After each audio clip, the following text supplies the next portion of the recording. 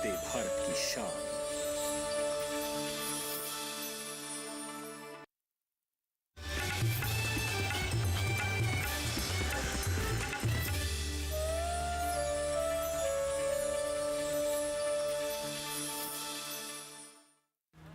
Earthworm, जिसे हिंदी में केचुआ कहा जाता है, ये केचुए किसानों के मित्र माने जाते हैं क्योंकि ये मिट्टी में पोषक तत्वों को बढ़ाकर मिट्टी की उर्वरा शक्ति को भी बढ़ाते हैं।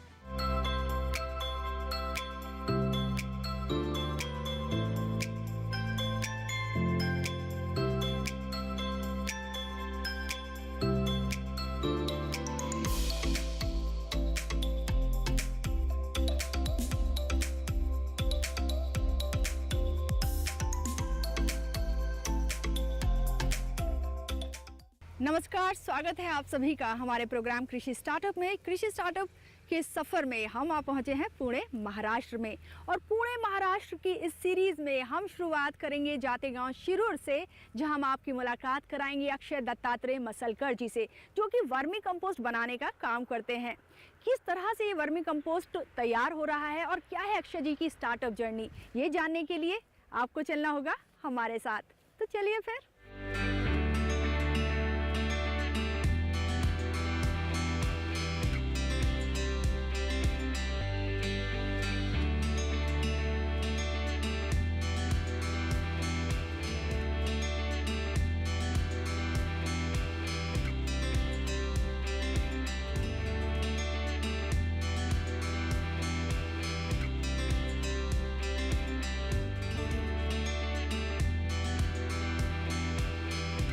तो फाइनली हम आप पहुंचे हैं अक्षय जी के प्रोसेसिंग यूनिट पर। और अक्षय जी, सबसे पहले मैं चाहूंगी आप अपना इंट्रोडक्शन हमारे व्यूअर्स को दे दें। नमस्ते madam, welcome to our village. Thank you so my self Akshay Dattatreya मासलकर।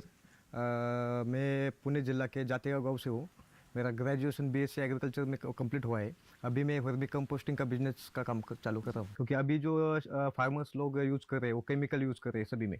बाद में फ्यूचर में क्या होगा, अभी लोगों का हेल्थ का इशू बहुत आ रहा है, मतलब महाराष्ट्र और अदर स्टेट में भी हेल्थ का इशू बहुत आ रहा है। इसलिए हम यंग जनरेशन ने ऐसा करना चाहिए कि ऑर्गेनिक फार्मिंग के में ज़्यादा ध्यान देना चाहिए। इसलिए मैंने वो वर्मी कंपोस्टिंग बिजनेस चूज़ किया, इसलिए अभी चालू है बिजनेस। पूरा भारत जो है लाइफस्टाइल डिजीज से जो है इस टाइम जूझ रहा है, तो इन्होंने बहुत अच्छा सोचा कि जो मिट्टी है उसको पहले ऑर्गेनिक करते हैं, उसके बाद, क्योंकि रूट कॉज वही है। तो आपने हमेशा से सोचा था अक्षय कि आप स्टार्टअप ही चुनेंगे, या कभी मन हुआ था कि नहीं जॉब भी करनी है? नहीं, जब फर्स्ट ईयर में गया था तब कॉलेज का माहौल ऐसा था कि कॉम्पिटेटिव एग्जाम, मतलब एमपीएससी यूपीएससी। मैंने फर्स्ट ईयर सेकंड ईयर थोड़ा एमपीएससी के थ्रू जाने की कोशिश की। बाद में मुझे पता चला कि स्टार्टअप करना ही हमारे लिए अच्छा है, और फ्यूचर में जो वर्मी कंपोस्टिंग का ज़्यादा डिमांड रहेगा, इसलिए मैंने चुना कि वर्मी कंपोस्टिंग बिजनेस ही चालू करेंगे। इसलिए मैंने जॉब का ड्रॉप कर दिया आइडिया, बाद में स्टार्टअप के बारे में सोच रहा था। इसलिए लास्ट ईयर में ही मैंने स्टार्टअप चालू किया था। तो जब आपने स्टार्टअप ये चुना, तो घर में, क्योंकि जो पेरेंट्स हैं या फैमिली हैं, फ्रेंड्स हैं, उन्होंने कुछ कहा आपको कि अरे भाई, कहाँ तो सिविल सर्विसेज के एग्जाम देने जा रहे थे और कहाँ अभी आप ये करके बैठ गए हैं? नहीं, क्या है, फर्स्ट ईयर मैंने कॉम्पिटिटिव का सोचा था, बाद में स्टार्टअप के बारे में सोचा। पिताजी से बात की कि मुझे स्टार्टअप करना है। बाद में पिताजी का एक ही बोला पिताजी ने, जो भी करेगा तू कर, मैं तेरे साथ हूँ। इसलिए पिताजी ने कोई बोला नहीं कि तू जॉब ही कर कि स्टार्टअप कर। पिताजी बोले तुझे जो अच्छा लगता है वो कर, किसी तरह का कोई प्रेशर नहीं, कोई प्रेशर नहीं रहा। इसलिए मैंने स्टार्टअप चालू किया। फंडिंग भी पिताजी ने मुझे दी। ऐसा नहीं सोचा कि फंडिंग करो या नहीं करो। पिताजी से बोले कि तो आपको कितना लगता है, तो मैंने बोला कि इतना इतना ऐसा ऐसा चलता है, तो फंडिंग पिताजी ने की। इसलिए पिताजी का बहुत सपोर्ट रहा। तो आपने जब ये स्टार्टअप किया तो कितना टाइम हो चुका है इस स्टार्टअप को, और कब ये स्टार्ट हुआ? अभी 3 साल हो गए अभी स्टार्टअप को। पहले मैंने ट्रायल बेस पे स्टार्टअप चालू किया, बाद में उसका मार्केटिंग अच्छे से किया, और क्वालिटी भी अपना प्रोडक्ट का अच्छा था। इसलिए सभी जगह पे जितना सैंपल दिया था वो सब अप्रूव हो गए। जब मुझे पहला 5 टन का ऑर्डर आया, वो फुलफिल करने के बाद थोड़ा मार्केटिंग भी अच्छे तरह से एडवर्टाइज भी हो गए। इसकी वजह से सब लोगों ने कांटेक्ट मुझे किया कि वैसा खाद चाहिए, जब पहले साल मेरा मेरा टर्नओवर 48 लाख था, अभी वो 1.5 तक पहुंच गए टर्नओवर कंपनी का अपने। जी। और जब आपने 3 साल पहले ये स्टार्टअप शुरू किया तो किसी तरह की कोई ट्रेनिंग आपने ली है या आपने बस ऐसे ही शुरू कर दिया? नहीं, अभी मेरा ग्रेजुएशन होने के बाद ग्रेजुएशन के लास्ट ईयर में था तब मैंने स्टार्टअप चालू किया, मतलब ट्रायल चालू की। बाद में मुझे एक सेंट्रल गवर्नमेंट का एक स्कीम था, agree clinic and agri business management, उसमें मैंने 1.5 महीने का कोर्स था। वो कोर्स कंप्लीट करने के बाद मुझे वहाँ से ट्रेनिंग मिली, और मैं क्या BSc एग्रीकल्चर था, इसलिए मुझे कोई ज़्यादा दिक्कत नहीं आई।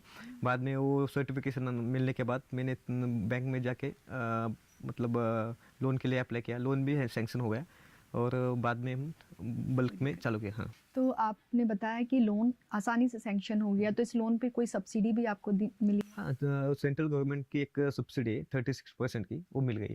वो मिली हाँ, है। हाँ। और टोटल अगर हम अमाउंट पूछें इस लोन का तो वो कितना है? लोन अमाउंट 4 लाख था, और बाकी का 6 लाख पिताजी ने मुझे फंडिंग किया था। तो जैसा आपने बताया कि एबीसी के थ्रू आपकी ट्रेनिंग हुई है, तो मैं चाहूंगी जो व्यूअर्स नहीं जानते हैं एबीसी के बारे में, आप थोड़ा सा उनको ब्रीफ करके बताएं कि ये क्या स्कीम है गवर्नमेंट की और किस तरह से जो हमारे व्यूअर्स चाहते हैं वो इसमें अप्लाई कर सकते ऐसे भी से ऐसी स्कीम है, agree clinic and agri business management. उस स्कीम के तहत आपको 36% का की सब्सिडी मिल सकती है, और 45 डेज का ट्रेनिंग होता है। वो 45 डेज में आपको सभी जो एग्रीकल्चर रिलेटेड बिजनेस है, सभी बिजनेस की आपको आइडिया मिल सकती है। इसलिए आप यंग जनरेशन को, जो जिसका ग्रेजुएशन हुआ है, उसके लिए मैं ऐसा बोल सकता हूँ को एक SABC मतलब agree clinic agri business management, वो कोर्स के लिए अप्लाई कीजिए। वो कोर्स करने के बाद आपको सभी एग्रीकल्चर की ट्रेनिंग भी मिल सकती है, और 36% सब्सिडी भी मिल सकती है आपको।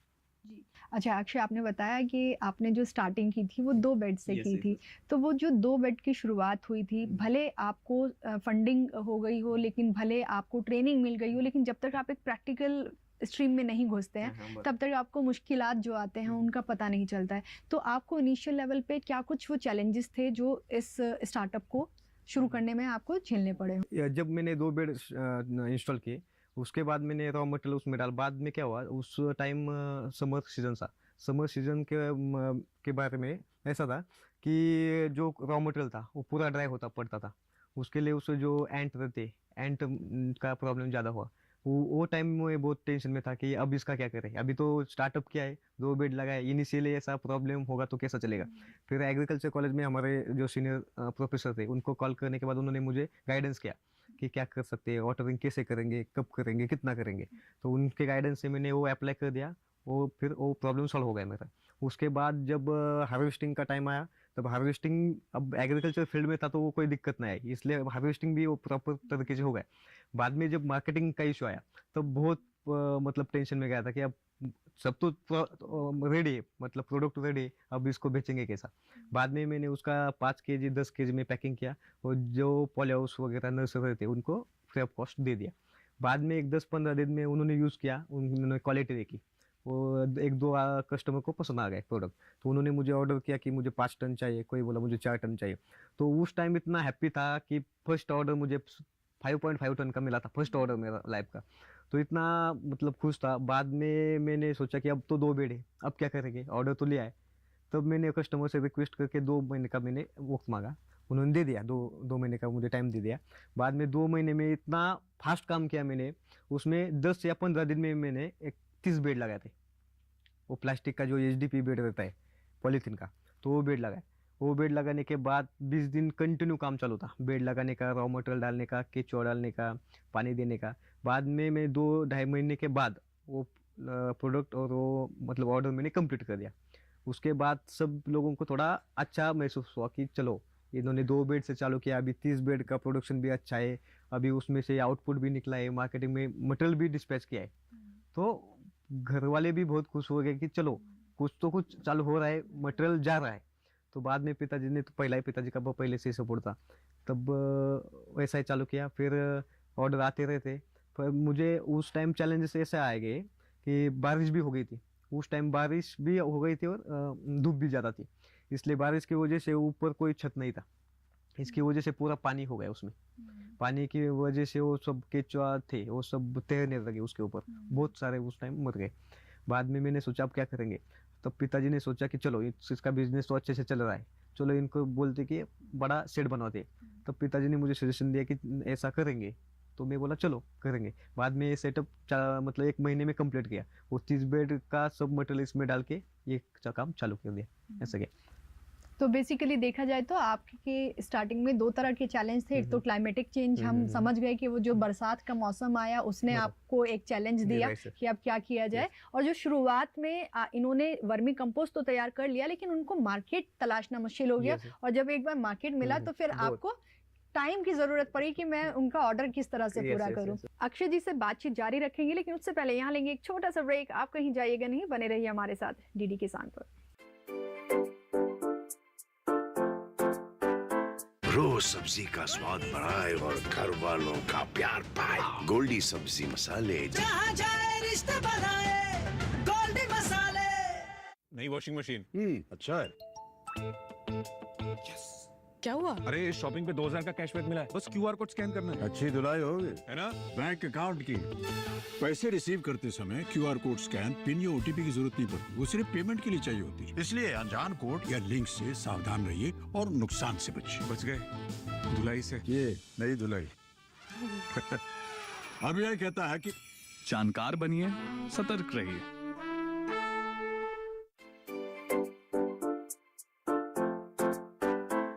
ब्रेक के बाद एक बार फिर स्वागत है आप सभी का, और हम आए हुए हैं पुणे महाराष्ट्र में। आपकी मुलाकात हम करा रहे हैं अक्षय दत्तात्रेय जी से, जो कि वर्मी कंपोस्ट का काम करते हैं। तो अक्षय जी, आपसे सबसे पहले तो यही जानना चाहेंगे, क्योंकि इसमें गोबर और केचुआ 2 ही चीज़ों की ज़रूरत होती है, तो जो गोबर होता है वो किस तरह का गोबर होना चाहिए एक खाद तैयार करने के लिए? ओके, जो गोबर रहता है वो फुल्ली डिकम्पोज होना चाहिए। मतलब जो आप फ्रेश काऊ डंग लेते हैं उसमें जो गैस तैयार होता है वो हार्मफुल रहता है, मतलब जो केचुआ के लिए हार्मफुल रहता है। इसलिए पहला वो डिकम्पोज करना चाहिए, मतलब कम से कम 35 डेज पुराना मतलब अपना गोबर चाहिए। नहीं है तो इधर आके हम सूखा ड्राई कर सकते हैं और उसमें डिकम्पोजर डाल के डिकम्पोज कर सकते हैं। बाद में वो हम बेड में डाल सकते हैं। ऐसा मतलब पूरा डिकम्पोज होना चाहिए। राइट। और जब अगर हम बात करते हैं केचुए की, तो केचुआ खरीदते हुए क्या कुछ सावधानी बरतनी जरूरी होती है? जब केचुआ हम खरीदते पहले वो देखना चाहिए कि उसका कलर कौन सा है, क्योंकि इस बिजनेस में एक मतलब कॉमनली इसिना फेटिडा ये स्पीशीज यूज करते हैं, उसका रेड कलर होता है। ओके, वही आपको रेड कलर होना मांगता है, और ज़्यादा उसका लेंथ साइज ज़्यादा होना चाहिए, मतलब छोटे नहीं चाहिए, स्मॉल नहीं चाहिए, बिग साइज चाहिए उसका, क्योंकि जितना बिग साइज रहता है उसका प्रोडक्शन ज़्यादा रहता है, मतलब खाद का भी प्रोडक्शन रहता है और मल्टीप्लिकेशन भी ज़्यादा रहता है केचुआ का।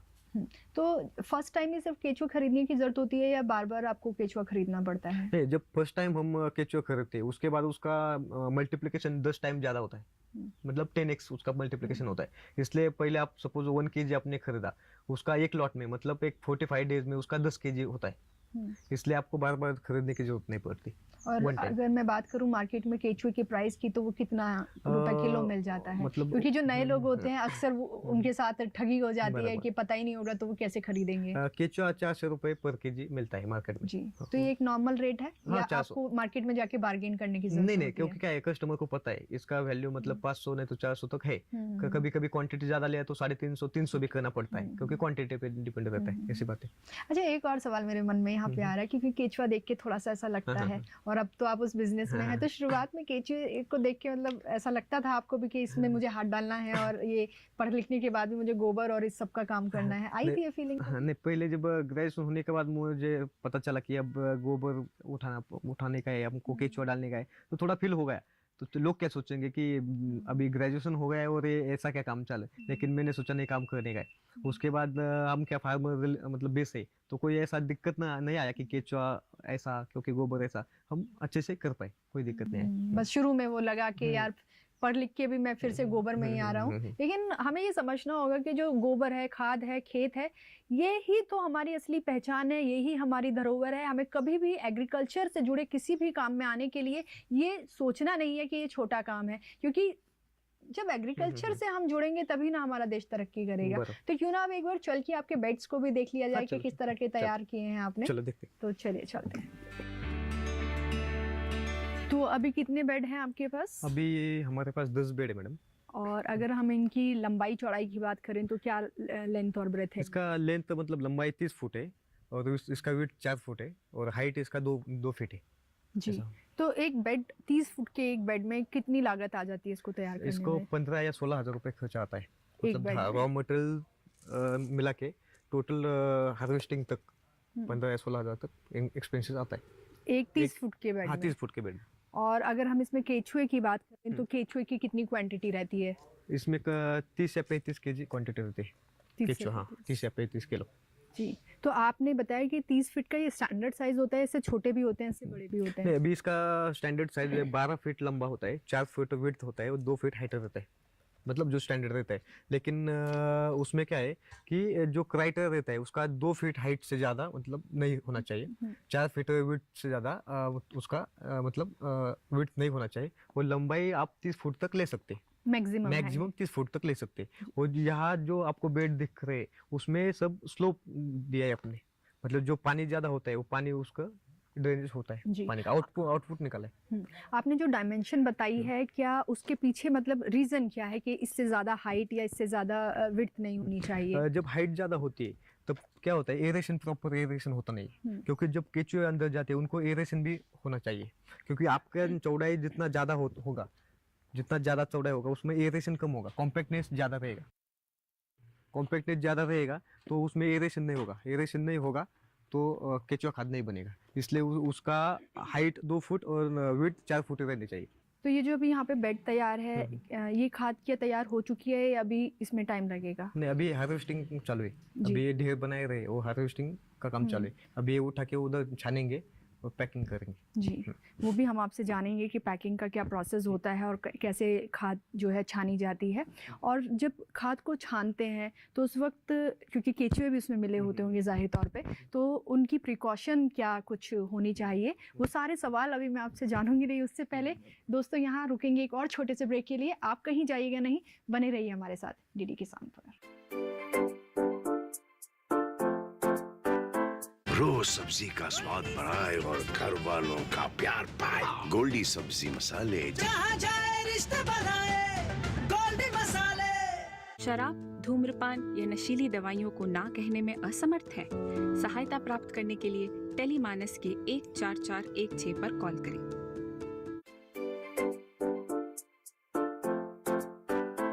Welcome back to our show कृषि स्टार्टअप। और कृषि स्टार्टअप में हम आए हुए हैं पुणे महाराष्ट्र में, और हमारे साथ हैं अक्षय जी, जो कि वर्मी कंपोस्ट बनाने का काम करते हैं।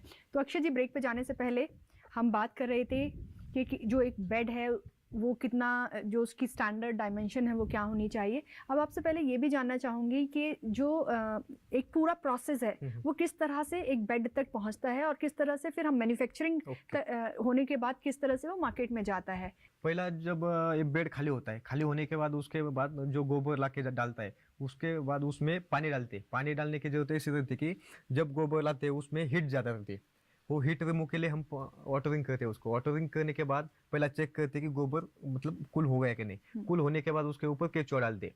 केचुआ डालने के बाद डेली उसको वाटरिंग करने का। अभी ये ऑटोमेटिक पाइपलाइन किया है, ओके, उसमें ऑटोमेशन ऐसा किया कि सिर्फ मोटर चालू करने का, बाद में सब बेड मतलब वाटरिंग हो जाते हैं। उसके बाद डेली आप पानी डालेंगे उसको, एक 35 नहीं तो 40 डेज में आपको एक टी मतलब टी पाउडर रहता है, चाय पत्ती और ब्लैक कलर, वो आपको दिखाई देगी सभी बेड में। वो आपको दिखाई दिया तो आप समझ जाना कि आपका vermicompost ready to harvest, मतलब निकालने के लिए तैयार है। उसके बाद हम क्या करेंगे, पानी डालना बंद करेंगे। पानी डालना बंद करने की वजह से क्या होगा, आपका जो मॉइस्चर है बेड का, वो मॉइस्चर नीचे चला जाएगा।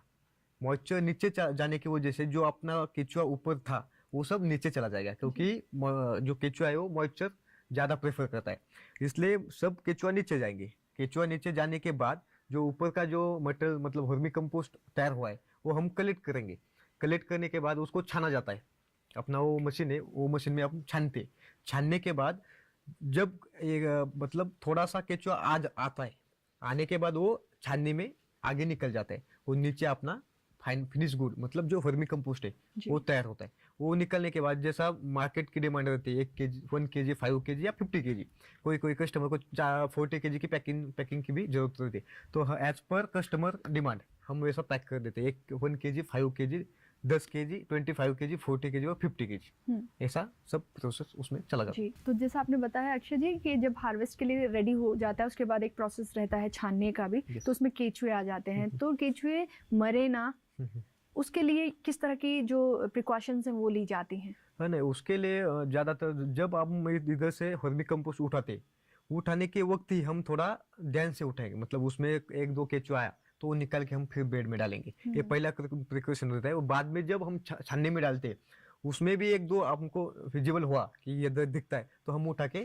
साइड को बेड में डालते हैं। ऐसा हमको प्रिकॉशन लेना पड़ता है, क्योंकि जब केचुआ मर जाता है, जब एक केचुआ मरता है तो वो 10 केचुआ मारने के समान है। बिल्कुल, क्योंकि उसका मल्टीप्लिकेशन 10x है। बिल्कुल। इसलिए ज़्यादा से ज़्यादा केचुआ पे हमको ध्यान देना चाहिए। उसके लिए हम टेम्परेचर मेंटेन करना पड़ता है, पानी मतलब वाटरिंग अच्छे से होना पड़ता है। ये मैनेजमेंट आपने अच्छे से किया, ज़्यादा से ज़्यादा जिसको वर्मी कंपोस्टिंग बिजनेस करना है उसके लिए एक टिप मैं देता हूँ कि आपको मॉइस्चर मेंटेन करना पड़ेगा, मतलब पानी रोज़ाना डालना पड़ेगा और केचुआ का ध्यान रखना पड़ेगा। ये दोनों चीज़ें आपने की तो वर्मी कंपोस्टिंग बिजनेस सक्सेस होगा।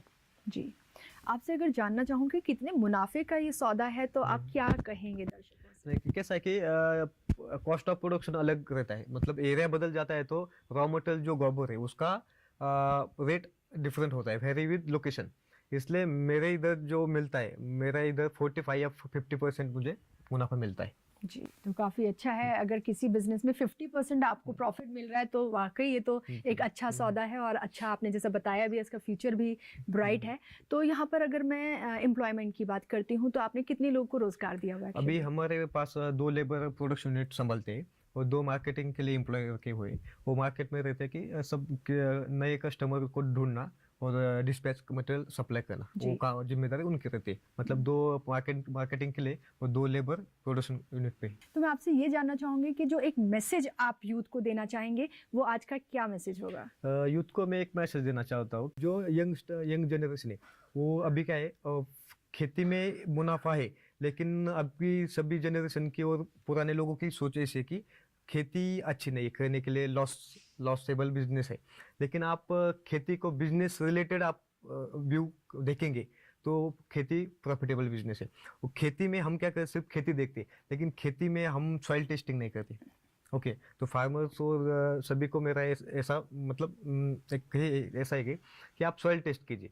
सॉइल टेस्ट करने के बाद आपको पता चलेगा कि उसमें कौन सा न्यूट्रिएंट कम है और कौन सा न्यूट्रिएंट ज़्यादा है, तो हम उसमें डाल सकते हैं। हमारे खेती में ऑर्गेनिक कार्बन की कम इतना है ना, डेफिशिएंसी बहुत है ऑर्गेनिक कार्बन की, और ऑर्गेनिक कार्बन हमको बढ़ाना चाहिए तो हम ऑर्गेनिक जो फर्टिलाइजर, एग्जांपल वर्मी कंपोस्ट या काऊ मैन्योर आप ये डाल सकते हैं। इससे क्या होगा कि वर्मी कंपोस्ट डालने के बाद आपका जो ऑर्गेनिक कार्बन है उसको सेंद्रीय कर्ब बोलते हैं मराठी में, तो आपका वो बढ़ेगा। जब ऑर्गेनिक कार्बन आपके खेती का बढ़ेगा तो आपका प्रोडक्शन ऑटोमेटिक बढ़ेगा। लेकिन लोगों का मानना है कि वर्मी कंपोस्ट डालने के बाद रिजल्ट आने में थोड़ा टाइम लगता है। यस, टाइम लगता है, लेकिन केमिकल का कैसा है, आज डाला तो 2 दिन में आपको रिजल्ट मिलेगा, लेकिन ऑर्गेनिक फर्टिलाइजर का ऐसा नहीं। हाँ, लेकिन आप डालते चलो, 1 साल में आपको रिजल्ट आएगा। जब आपका ऑर्गेनिक कार्बन बढ़ेगा आपका प्रोडक्शन भी ऑटोमेटिक बढ़ेगा। जो भी आप फर्टिलाइजर्स यूज करते हैं वो रिजल्ट आपको तुरंत देंगे, लेकिन वो आपके हार्मफुल होते हैं हेल्थ के लिए। तो आपको ये सोचना है कि आपको इंस्टेंट कोई चीज़ चाहिए या फिर भले धीरे धीरे धीरे लेकिन वो अच्छी हो। तो इससे ना सिर्फ मिट्टी सुधर रही है, आपकी हेल्थ का सवाल है। तो आप जब भी फसल लगाएं, खेतों में जाएं या किसी से सब्जी खरीदें, उनको भी मैं तो कहती हूँ मोटिवेट करिए। लास्ट में मेरी तरफ से भी यही मैसेज है आपको, think green and eat green. Thank you so much Akshay ji, और आपसे बात करके हमें बेहद अच्छा लगा है। काफ़ी मैं उम्मीद भी करती हूँ काफ़ी सारे लोग आज आपसे मोटिवेट भी हुए हैं। Thank you so much.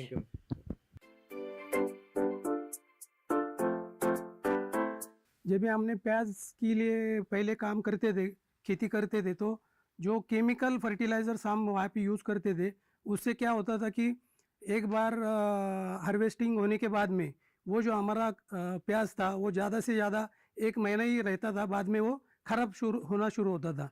तो पिछले 2 सालों से हम ये जो वर्मी कल्चर है या जो ऑर्गेनिक फर्टिलाइज़र है इसमें गए, तो हमारा अनुभव ऐसा था कि इसमें जो भी प्रोडक्ट निकला ये लॉन्ग लास्टिंग था। मैं लोगों को ये कहना चाहता हूँ कि आजकल हम देखते हैं कि खेती करना लोगों को ऐसा लगता है कि ये परवड़ता नहीं है, लेकिन अगर ऑर्गेनिक में अगर कोई खेती करेगा तो उसको 100% परवड़ने वाला है और अपनी आगे की जनरेशन जो है वो अच्छी रहेगी। इसके लिए मैं यहाँ पे अपील करता हूँ कि हर कोई ऑर्गेनिक खेती करे। कृषि स्टार्टअप में हम आपको आगे भी ऐसे ही प्रोग्रेसिव एग्रीप्रेन्योर से मिलवाते रहेंगे जो कृषि जगत में नित नए आयाम गढ़ देश को आत्मनिर्भर बनाने का काम कर रहे हैं। दोस्तों, अगर आपको लगता है आपकी स्टार्टअप जर्नी भी दिलचस्प है और ये लोगों तक पहुंचनी चाहिए तो आप हमें मेल कर सकते हैं। हमारी मेल आईडी है digital.agrikisan@gmail.com। इसी के साथ अब तक प्रोग्राम में दिखाए गए हमारे किसी भी स्टार्टअप की अगर आप कॉन्टैक्ट डिटेल्स चाहते हैं, उनसे डायरेक्टली जुड़ना चाहते हैं, तब भी आप हमें इसी मेल आईडी पर मेल कर सकते हैं। मेल आईडी फिर से दोहरा देती हूँ आपके लिए, digital.agrikisan@gmail.com। दोस्तों, उम्मीद करते हैं आप प्रोग्राम को जो फीडबैक देते हैं उसको आगे भी जारी रखेंगे। अगले हफ्ते एक नई स्टार्टअप जर्नी को लेकर फिर हाजिर होंगी। तब तक के लिए दीजिए इजाज़त। नमस्कार।